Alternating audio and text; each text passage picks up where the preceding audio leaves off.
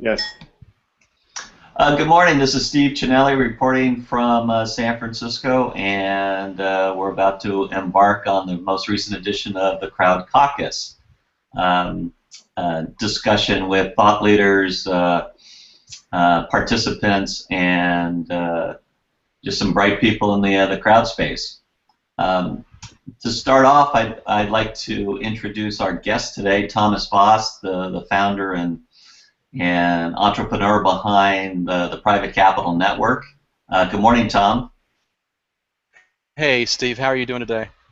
Good, thanks. And I'd also like to introduce the editor and founder of CrowdFunding, Sydney Ardmani. Hello, Sydney. Good morning, Steve. Good to be here. Thank you. Sydney, why don't you give us a brief overview of the news in the crowdfunding space for about a couple minutes, and then we'll jump into a conversation with Tom. Okay, I'll be glad to, Steve. Welcome everybody. Welcome to Caucus, and glad to be here. Join you and your distinguished guest. The news was that we had it in crowdfunding the last week that about 26 congressmen and Congress, Senate, congressional leaders, they sent some letter to SEC and asking that to speed up the Title III, and that was one of the, so there's push for that, and there was certain letter also for Reg D+. So looks like it's all been going on trying to push the Title III and Reg D+ to be changed. So that was the news, and there was a couple other companies actually that they came in 506c space of the crowdfunding. So it looks like it's a lot of people are getting up. They going by the Regulation D, and so a lot of people are waiting for the Title III. That's what happened last week, Steve. Okay, well, thank you, Sydney. Thomas, again, welcome to Crowd Caucus. As a little background, maybe you can share your experience in the private capital space. I see that you came out of the public equities business. You spent some time with E.F. Hutton and then moved into private capital formation. Could you give us a little background on your history and experience? Sure, I'd be glad to. I started out a long time ago as a regional economist, and the very first thing that I did was I was a regional economist for BC Hydro up in Vancouver. And I've never lost my enthusiasm for trying to figure out how regional economies grow.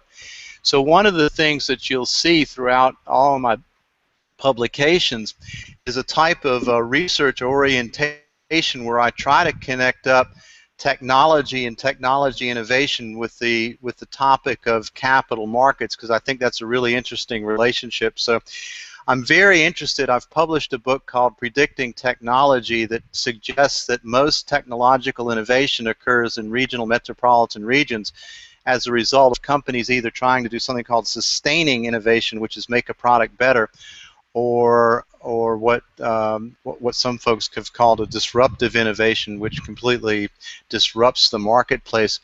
And I really think from an economic theoretical point of view that it's a capital investment at the top end of all economic activity that stimulates economic growth. So that's really what I'm interested in, and right now I've kind of evolved from being an investment advisor helping companies do angel events and VC events prior to 2008 to this new platform of crowdfunding, and my particular focus in crowdfunding is how technology companies, established technology companies with more than 3 years of operations and top-line revenues, how they can use crowdfunding, especially Reg D 506c, to raise small amounts of capital, $1 million or $2 million. So that's what I'm trying to do now. Great. You've been in the space. I think in my research, you set up Private Capital Market Network, your platform, some time ago in the sort of 2007-2008 timeframe. What did you see back then versus currently in terms of the evolution of the how crowdfunding has come along? Well, I knew back in 2008 that the model that was being used, the predominant model of venture capital angel partnership, was broken. I wasn't making any progress at all in helping my companies raise capital, and especially after October 2008. And without ever anticipating what it would be called or having no clue about what crowdfunding might evolve into, I started moving everything that I had been doing as an investment advisor up to the internet, creating this website called Private Capital Market. And the issue was how to allow companies to have a control over the issuance of their securities. So even though I understand what the investors want and I understand what the venture capitalists want, that venture capital model for the companies that I was trying to help didn't satisfy the company's need for capital. So I started working on my website, Private Capital Market, in 2008, and it took me 4 years to finally get that software to work. And so 2012. And subsequently, what I've been doing is I've recognized more and more that for the open platform that I'm trying to establish that would put companies in control of the issuance of their securities, that really and truly there needs to be a huge marketing front end to that to solicit investors. And I was involved with trying to figure out how to solicit investors prior to Title II being adopted in the Jobs Act. So I was running down that road long before anybody else was, trying to figure out how to make that regulatorily compliant. And then they came along with Reg D 506C, so I was a little bit ahead of the game. Subsequently, my technology on my website is already obsolete, even though I was, one of the first guys out there with it. So I'm having to create a brand new platform called Private Capital News Network, and I can see that your crowdfund also has a TV network, and I think that's the necessary front end to crowdfunding for private companies. So go a little bit more into detail in terms of certainly the use of the internet as a means by which to distribute content to broader numbers of investors. Obviously, as we've chatted on this show and through other talks that I've given and missives that I've written, talk about that finance is really an information business. Passing information between user of capital to provider of capital and back and forth to intermediate successfully and efficiently. How will you differentiate your platform from some of or at least your vision for the platform, this next generation that you mentioned? How would you differentiate that from some of the platforms that are out there that are doing Reg D privates online, companies like the Circle Ups of the world? Mm-hmm. I think that they've got two drawbacks as far as I can tell, and I think I've got a competitive advantage. On a couple of those websites, they have an all or nothing proposition, and I think that's unfair to the company, so I'm much more in favor of letting the company, whatever they want to raise, have that as their own. I think the other problem that we've got, this kind of washes over into what Sydney was talking about on Title III. I think the SEC is a little confused about this whole issue of web portals. I think that what ought to happen is that the settlement, the escrow accounts and the settlement ought to occur at a company out there in California that you're probably familiar with called W.R. Hambrick. In other words, sure. I don't think it's a good idea to settle the trades, to try to settle the trades on the website itself. I think that that's something that needs to be handled outside by an escrow agent and by this company's securities attorneys. And my platform is designed to do that. So if we had to differentiate what I do as opposed to anybody else, and I'm certainly aware of my competitors, mine is much more designed to allow the CEO of the company to control the entire process of issuing securities, and that's debt securities or revenue participation notes or or equity notes or whatever the company wants to issue, they should be in control, and they should allow the investor to do something called, what the SEC calls, self-guided due diligence. That follows the 1988 ruling that they can, the accredited folks can fend for themselves. So I'm much in favor of letting them fend for themselves and reach their own decision, and let the CEO of the company determine if he wants to accept that capital from that particular investor on the day of closing. Your comment, I've got a couple things that I just pulled from your last statements. The proposition of all or nothing. Maybe you can go into that a little bit. I'm a financier from the past. In fact, I think I think most of the folks know that I was a co-founder of a company that actually, I think, preceded the crowdfunding space, a company by the name of Off-Road Capital back in 99, 2000, that we actually created a private market system, all Reg D investors, about 12,000 investors worldwide, and we could raise $3 to $20 million in about a week. So very, very efficient capital formation. The all or nothing proposition that you just shared, I'm curious.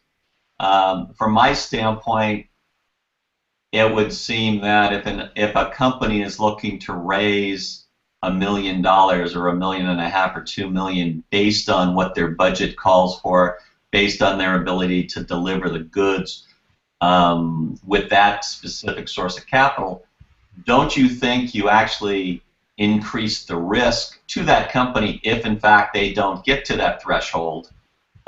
Because instead of raising $1.5 million, they only raise $400,000. Well, is $400,000 really enough to get them to where they need to go based on their plan? Do they have to readjust their plan?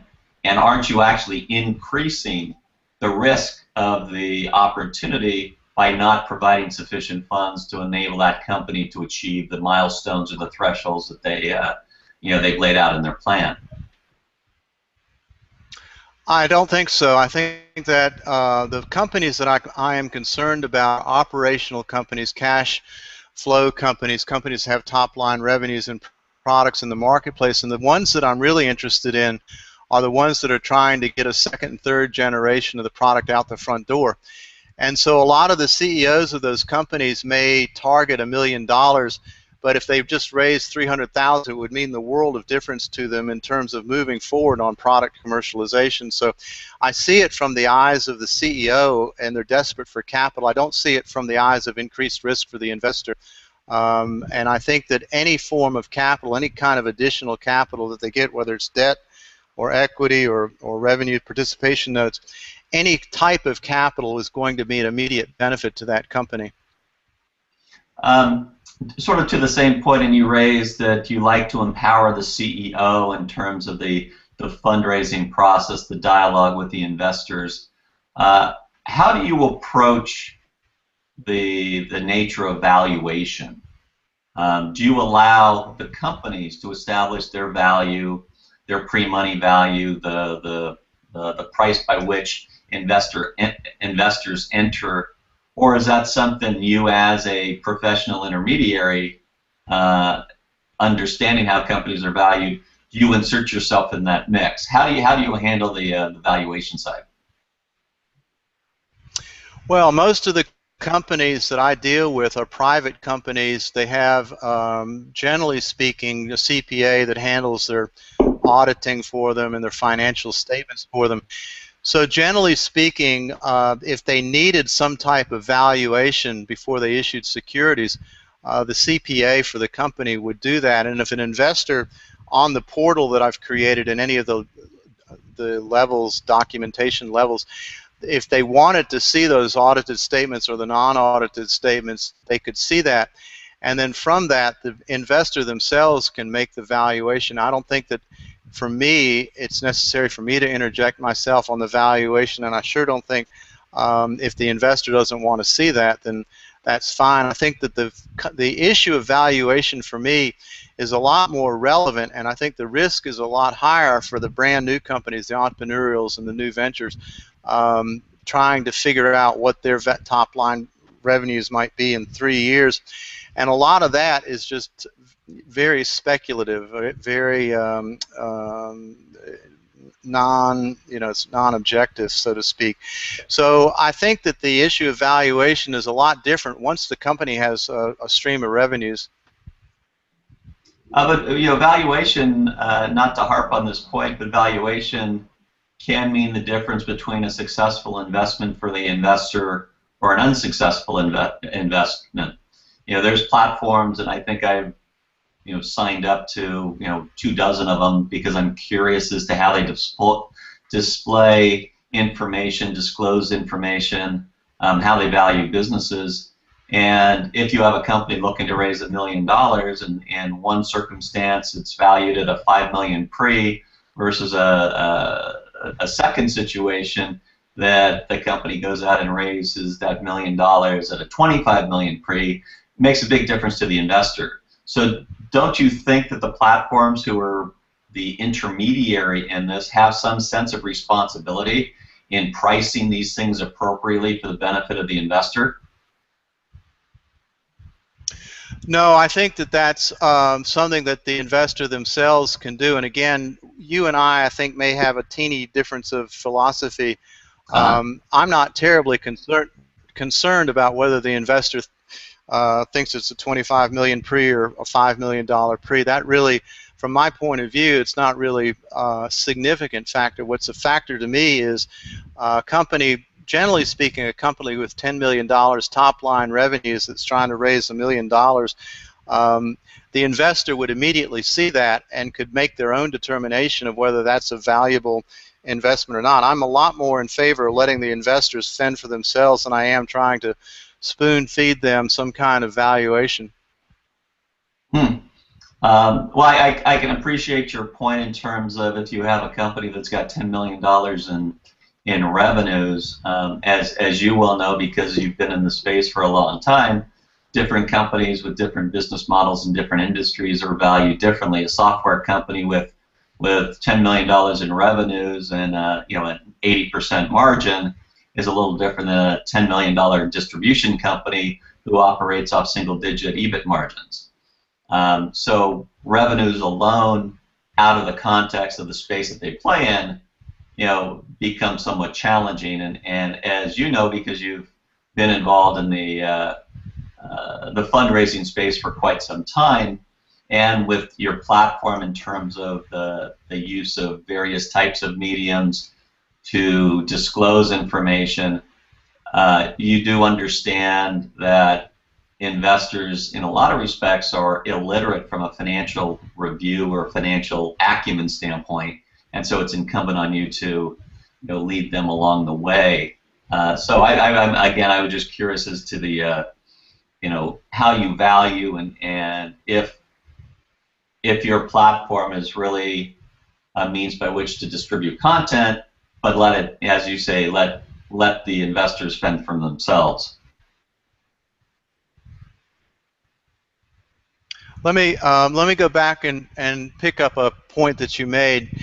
You said lead them on their way. I'm a registered investment advisor. I'm a fiduciary to my client company.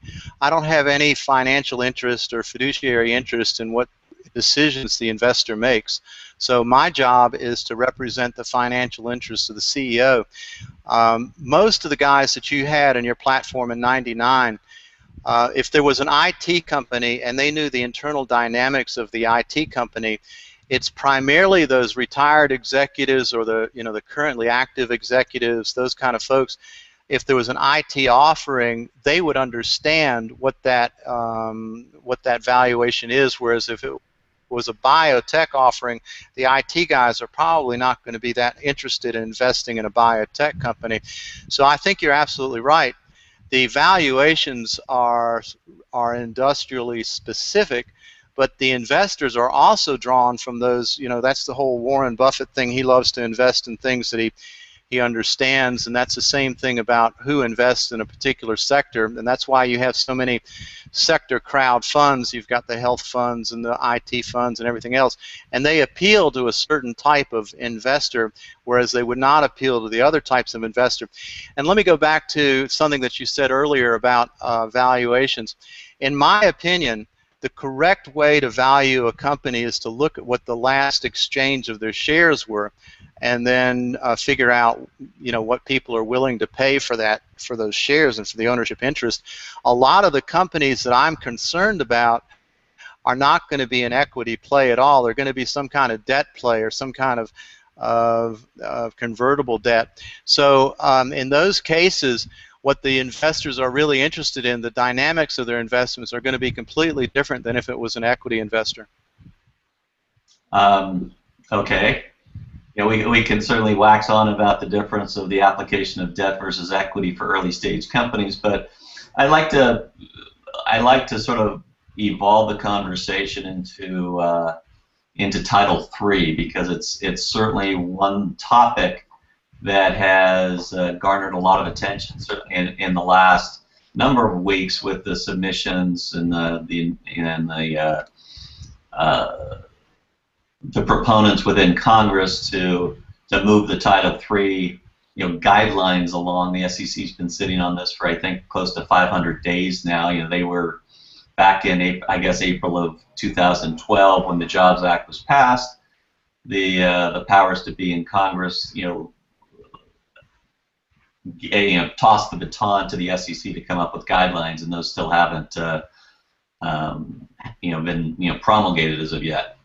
What's your view of enabling non-accredited into the world of early stage venture investing, private equity investing, as opposed to the Reg D environment, which we're all very accustomed to? Let me go back and pick up something. I wrote an article on another crowdfunding platform called An Evolutionary Explanation of the SEC's Delay in Issuing Regulations, where I was trying to figure out why SEC bureaucrats wouldn't issue the regulations that Congress told them to issue. And I put it into an evolutionary context where the existing status quo attempts to kill all new competition, because I just can't figure out what the SEC is doing. I'm really disgusted with their whole approach. But let me go to your Title III issue.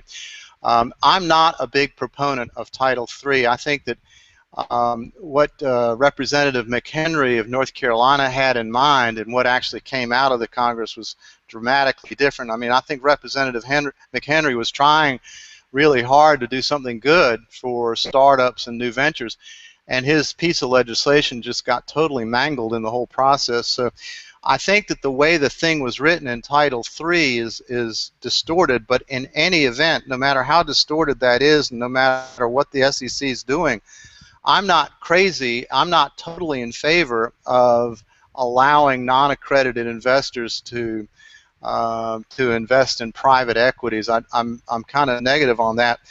But if it's going to happen, the way that I think that should happen is I think that it should happen under the 147 intrastate exemption. I'm not crazy about the idea of having non-accredited investors in Ohio find some small company in North Carolina and decide they want to invest in it. I don't think that's a good idea.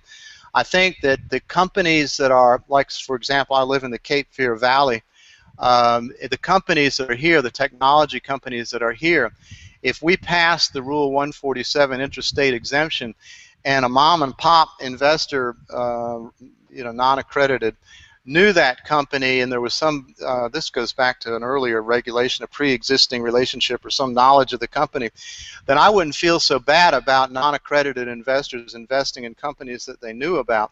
I think that there is a regulatory risk and a commonwealth, a common public wealth issue of having non-accredited, non-experienced folks invest in potentially risky companies. I'm curious, in terms of your view of the non-accrediteds. We just published a piece on the accredited investor discussion, and the couple observations that we had made is that non-accrediteds, that is, they don't meet the current the 1982 thresholds of income levels and net worth levels. The SEC is trying to govern, their accessibility or non-accessibility to private deals, but compared to other means by which such non-accrediteds can deploy capital for full risk, namely in, there's no limitation to how much they can gamble in Las Vegas. There's no limitation as to how much capital they can deploy in purchasing a lottery ticket from a state-run organization. And one topic that's near and dear to me because of my company Primark is that there's no limitation to a non-accredited to come in and buy a piece of property. And as we know, during the mid-2000s, quite a few individuals bought properties, not only putting their own capital at risk, but because of the price, took on a tremendous amount of financial exposure in terms of mortgage debt. And we actually, saw through the mid to late 2000s about $8 trillion of wealth destroyed because of the housing correction. Again, lots of capital being deployed, way more than in the private markets, but there's no oversight. There's no big brother. Do you find it antithetical for the SEC to look at private company investing, protecting those that cannot, as they say, fend for themselves, but at the same time they're completely free to deploy their hard-earned capital, their savings, and other things that are completely fraught with risk? How would you respond to that? I'm very much with you philosophically about the SEC intervening in the area of non-accredited investors. As a matter of fact, from a philosophical point of view, I'm opposed to the federal government being involved in that space. I think the way that I'd handle that in North Carolina and South Carolina, and I think the way they tried to handle that down in Georgia, is to handle that through state regulations. I'm not totally comfortable with the idea of the SEC being involved, and I think what you see in this delay is how bungled the federal government can be intervening in the capital marketplace at all. So I'm much in favor of stepping away from that model of heavy-handed overregulation and letting the states handle that the best they can.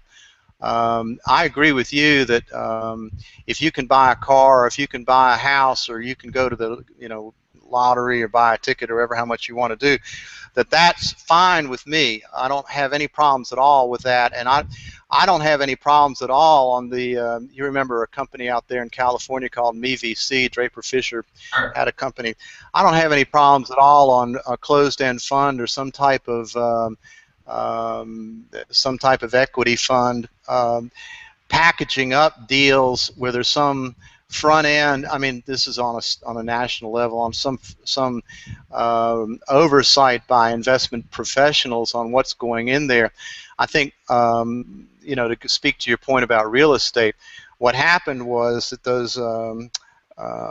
those packages of goods got sloughed out onto the public market, and there was no quality to those real estate REITs, and so people got stung. So I think that the issue is if the REITs or the closed-end funds or some other packaged good wants to develop risky investments, and small-time investors want to invest in those, that's probably something that could be regulated by the SEC. The thing that you and I are talking about with what's supposed to occur with Title III, and again, just to go back, Representative McHenry's initial legislation was a lot cleaner and a lot better than what came out. And so at this point of the game, I'm in favor of taking maybe a really critical look and just withdrawing Title III entirely, because I think it's such a mess.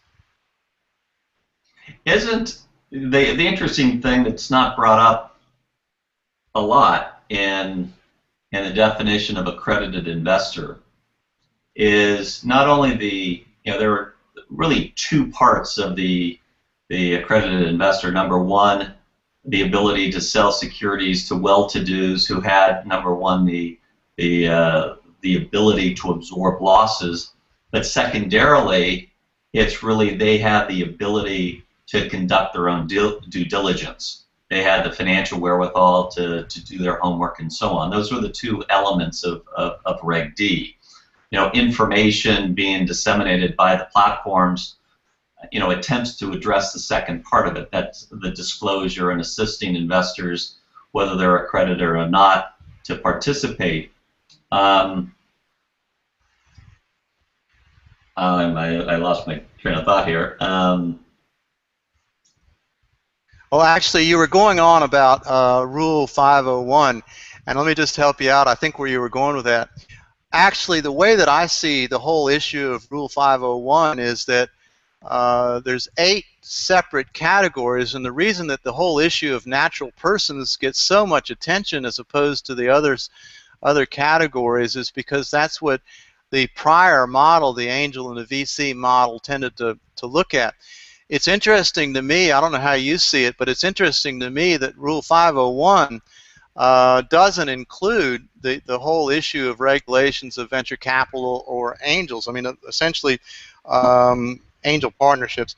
So essentially, those things are generally contained under the 1940 Investment Advisors Act or the 1940 Investment Company Act or in other parts of the regulatory framework. And I think that there's way too much emphasis on the accredited investor that has $200,000 or $1 million net worth. So I'm a lot more in favor of letting those folks who are accredited fend for themselves, and that goes into how you get rid of the securities on a 144 offering, or so. There's a lot of different issues going on there. But my thinking is that on non-accredited investors that don't meet the 501 rules, that they, again, they should be allowed to invest in intrastate offerings just fine. I don't have any problems with that. But I think there is a regulatory issue and a Commonwealth issue, a public purpose issue for a person in North Carolina investing in Georgia, for example. I guess the point I did remember the point that I was going to raise is that in the definition, and you brought it up a bit, in the definition of accredited investor and the specific natural person side, which is talking about wealth and income levels, there's another definition or another inclusion of accredited investors, and that is of insiders. That is executive officers, directors, those in positions of, I guess, in certain positions within a private company. There's 27 million businesses in the United States, of which less than 1% are actually publicly traded. And in fact, about over 86% of the businesses with over 500 employees are actually privately held. So only about 5,000 companies actually issue securities to the public. And as we know, most of the wealth that's created in the country has to do with private companies' development. So isn't there a little inconsistency in that, many of the small business owners who are creating value by, generating their own equity value, though they may not be accredited because they are insiders to their companies, they're designated as accredited. Implied therein is that they have information and knowledge about the business. Isn't that a huge opportunity or an opportunity cost for other private investors who may not be accredited to participate in the 5 million plus businesses that unfortunately don't issue registered securities, but they're insiders who may be non-accredited by financial means, do have access, and thereby are construed as accredited? I think you're absolutely right that I think it's a good public policy to allow the insiders and the CEOs and the senior executives of small technology companies, what I'm interested in, to invest as much money as they want to, because that really is, going back to my economic theory of how technology evolves. That is the key single factor that makes the free enterprise system work. It's investments at the top end. and any kind of capital investment. So I'm very much in favor of those CEOs and executives having the ability, whatever ability they want, to invest and be exempt from any type of government oversight. I think there is a kind of equity justice issue that you're raising, which is, well, shoot, what about these non-accredited folks? Isn't it unfair if they can't invest in the private companies? And to a certain extent, I think that's right. I think you've got to counterbalance their inability and the justice argument of not being able to invest with the public purpose argument that they may not be sophisticated investors for one reason or another. I'm very much in favor of figuring out how to let the states regulate that whole issue of non-accredited investors. I think that's a lot better served at the state level than it is by this heavy-handed thing that the SEC is trying to do. Okay. Why, philosophically, and again we're into philosophy here, why is it? You know, I can wax on in a lot of different directions here, but why is it, do you think, that unregistered securities should not be available to the unaccredited?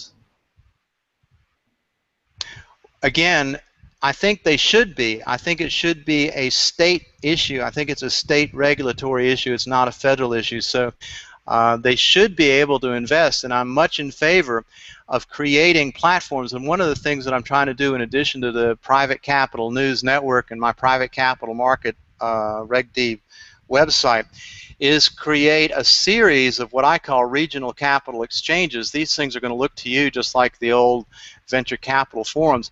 In other words, we should be using social media and social networking, and just like your website out there in California, we should be using every means available to introduce local residents to local companies. I'm very much in favor of supplementing what happens on social media marketing and search engine optimization and everything that we can do on the internet.